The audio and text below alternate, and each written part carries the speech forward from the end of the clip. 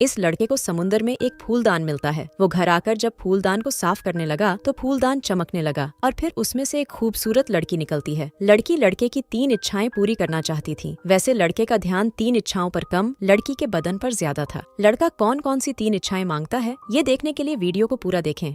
कहानी की शुरुआत क्रिस नाम के लड़के से शुरू होती है, जो इस वक्त बीच पर टहल रहा था। क्रिस के साथ उसका पालतू सैमी भी था। क्रिस बीच के पास ही रहता था, इसलिए वो रोज यहाँ टहलने आता था। वैसे क्रिस पहले एक सिंगर था, लेकिन आजकल उसने गाना बंद किया हुआ था। बीच पर कुछ देर टहलने के बाद क्रिस एक जगह पर बैठ जाता है। वो बैठकर खुद भी खाना खाता है और सैमी को भी खिलाता है। खाना खाने के बाद क्रिस जैसे ही आराम करने लगा, तभी उसे लगा कि समुद्र में कोई डूब रहा है। वो जल्दी जल्दी लाइफ गार्ड के घर की तरफ भागता है, क्योंकि उसे अच्छे से तैरना नहीं आता था। लेकिन ना तो लाइफ गार्ड के घर की हालत ठीक थी और ना ही वो घर में था। अब क्रिस घर की टूटी हुई खिड़की उठाकर खुद ही समुद्र की तरफ बढ़ने लगा और फिर जल्दी ही समुद्र में कूद जाता है। लाइफ गार्ड बेवन पास ही टहल रहा था और उसने क्रिस को पानी में देख लिया था। समुद्र में क्रिस को कोई नजर नहीं आता। उसे वहम हुआ था कि कोई डूब रहा है और इसी वजह से अब उसकी जान खतरे में पड़ गई थी। धीरे धीरे वो पानी में डूबने लगा। पानी के अंदर उसे एक फूलदान मिलता है और तभी बेवन भी उसके पास पहुंच जाता है। जल्दी ही बेवन ने उसे पानी से बाहर निकाल लिया था, जिस कारण आज क्रिस की जान बच गई थी। वैसे ये दोनों दोस्त भी थे और एक दूसरे के घर आते जाते रहते थे। थोड़ी ही देर बाद क्रिस फूलदान लेकर अपने घर आता है। वो फूलदान को टेबल पर रखकर घर के काम करने लगा। वो घर में अकेला ही रहता था। घर के काम करने के बाद वो थोड़ा सा आराम भी करता है। रात को क्रिस अपनी बाइक उठाकर पास वाले बार में आता है। वो रोज दारू पीता था और दारू पीने इसी बार में आता था। आज क्रिस जैसे ही दारू पीने लगा, तभी उसके पास हाइमन नाम का आदमी आता है। हाइमन एक म्यूजिक कंपनी का मालिक था और क्रिस भी उसे अच्छे से जानता था। हाइमन चाहता था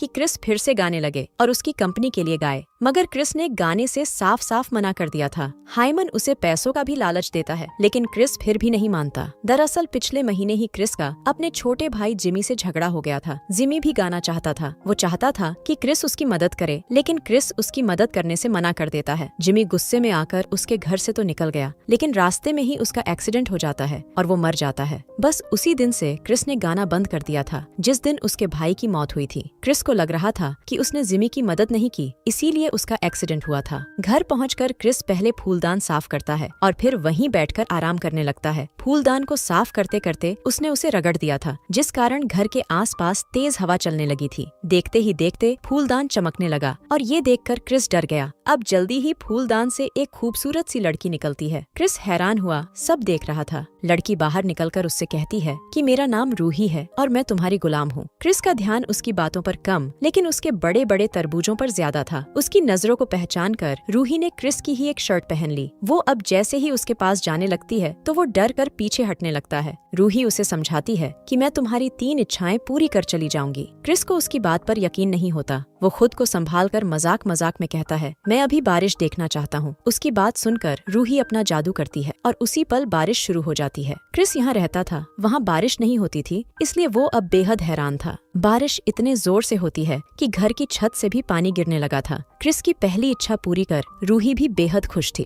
वो जल्दी जल्दी उसकी इच्छाओं को पूरी कर आजाद होना चाहती थी। कुछ ही देर बाद बारिश बंद हो जाती है। अब रूही क्रिस से उसकी दूसरी इच्छा पूछती है, लेकिन क्रिस कहता है कि मेरी कोई इच्छा नहीं है, इसलिए तुम अब जा सकती हो। उसकी बात सुनकर रूही उसे समझाती है कि मैं 3 इच्छाएं पूरी करने के बाद ही जा सकती हूँ। क्रिस के पास कोई इच्छा नहीं थी और रूही अभी जा नहीं सकती थी। आखिर में रूही फैसला करती है कि वो क्रिस के साथ तब तक रहेगी जब तक उसकी इच्छाएं पूरी नहीं हो जाती। अगले दिन क्रिस अपने घर के बाहर खड़ा था, जबकि रूही उसके वो कपड़े देख रही थी जो उसे फिट आ सके। जल्दी ही क्रिस भी अंदर आ गया। रूही उससे फिर पूछती है कि तुम अपनी बाकी की 2 इच्छाएं क्यों नहीं बता रहे। क्रिस उसे अपने भाई की मौत के बारे में बताता है। साथ ही साथ वो ये भी बताता है कि मेरे भाई की मौत के साथ ही मेरी सारी इच्छाएं भी मर गईं। रात को क्रिस रूही को उसी बार में लेकर जाता है। यहाँ वो अक्सर आया करता था। दोनों यहाँ आकर दारू पीते हैं। बार में बेवन भी दारू पी रहा था। क्रिस रूही को बेवन से मिलाता है और फिर वापस चले जाते हैं। दोनों ने आज काफी दारू पी ली थी, जिस कारण वो घर आते ही एक दूसरे का पानी निकालने लगे। अगले दिन भी दोनों साथ साथ घूमते फिरते हैं। दोनों कुछ वक्त एक झील के पास बिताते हैं और फिर बीच पर चले जाते हैं। रात होते ही दोनों फिर से एक दूसरे का पानी निकालने लगे। अगले दिन हाइमन लिज नाम की लड़की के पास आता है। लिज भी यहीं रहती थी और वो क्रिस की अच्छी दोस्त थी। हाइमन किसी भी तरह क्रिस को गाने के लिए मनाना चाहता था। वो लिज के पास पास इसीलिए आया था ताकि वो क्रिस को समझा सके। रात को क्रिस और रूही फिर से पानी निकालते हैं। रोज की तरह पानी निकालने के बाद रूही फूलदान में चली जाती है और क्रिस अपने बिस्तर पर सो जाता है। अगले दिन रूही सुबह होते ही घर के काम करने लगी। दोनों को साथ साथ रहते कई दिन हो गए थे, जिस कारण दोनों एक दूसरे से प्यार करने लगे थे। रूही क्रिस के लिए खाना बनाती और क्रिस मजे लेकर खाना खाता। एक रात रूही क्रिस से कहती है कि मैं तुमसे बेहद प्यार करती हूँ। प्यार का इजहार रूही ने तो कर दिया था, लेकिन क्रिस कुछ नहीं बोलता।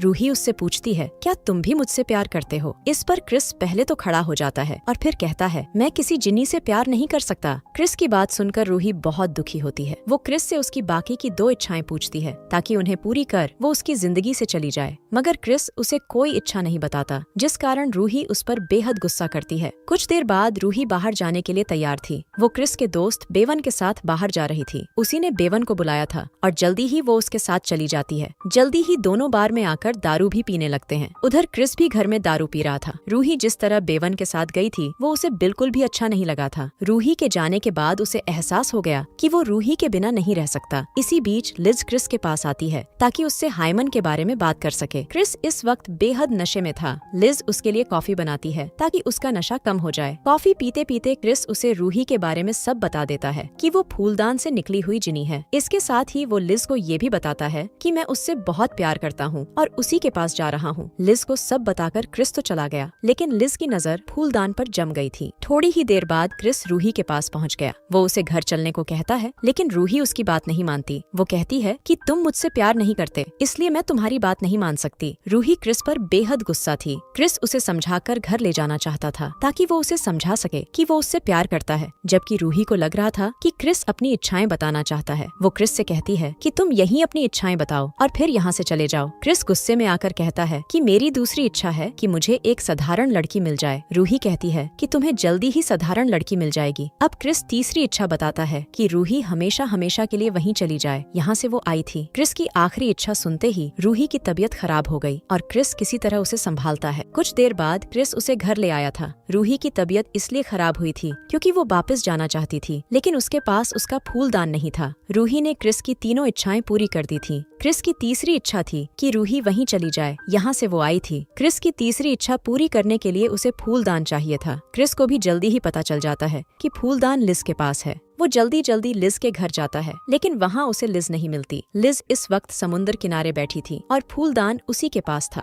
लालच में आकर उसने फूलदान तो उठा लिया, लेकिन उसे ये नहीं पता था कि इसमें से जिनी कैसे निकलता है। अगले दिन लिज को अपनी गलती का एहसास हो जाता है कि उसने लालच में आकर क्रिस को धोखा दिया है। वो फूलदान क्रिस को लौटा देती है, जिसके बाद क्रिस रूही को लेकर समुद्र किनारे आ जाता है। जल्दी ही रूही फूलदान में चली जाती है और क्रिस फूलदान को समुद्र में बहा देता है। अगली सुबह भी क्रिस बीच पर ही था। रूही के जाने के बाद वो इतना दुखी था कि रात को वो बीच पर ही सो गया था। वो जैसे ही नींद से जागता है तो उसकी नजर एक लड़की पर पड़ती है। लड़की बीच पर ही टहल रही थी और वो क्रिस के पास आकर उसकी तबीयत के बारे में पूछने लगी। ये लड़की बिल्कुल रूही जैसी ही दिखती थी और उसे देखकर क्रिस भी हैरान हो गया था, लेकिन जल्दी ही क्रिस समझ जाता है कि रूही ने उसकी दूसरी इच्छा भी पूरी कर दी। क्रिस की दूसरी इच्छा थी कि उसे एक साधारण लड़की मिले और अब वो उसे मिल चुकी थी। पूरी कहानी में हमें यही दिखाया गया है कि जो लोग जिंदगी से निराश होते हैं उनकी इच्छाएं भी मर जाती हैं। क्रिस भी अपनी जिंदगी से निराश था, इसलिए उसकी भी कोई इच्छा नहीं थी। इसी के साथ इस कहानी का यही अंत हो जाता है। हमारी वीडियो देखने के लिए बहुत बहुत धन्यवाद। अगर आप ऐसी ही वीडियोस के दीवाने हैं तो प्लीज मेरे चैनल को जरूर सब्सक्राइब करें। मिलते हैं अगली वीडियो में, तब तक के लिए नमस्कार।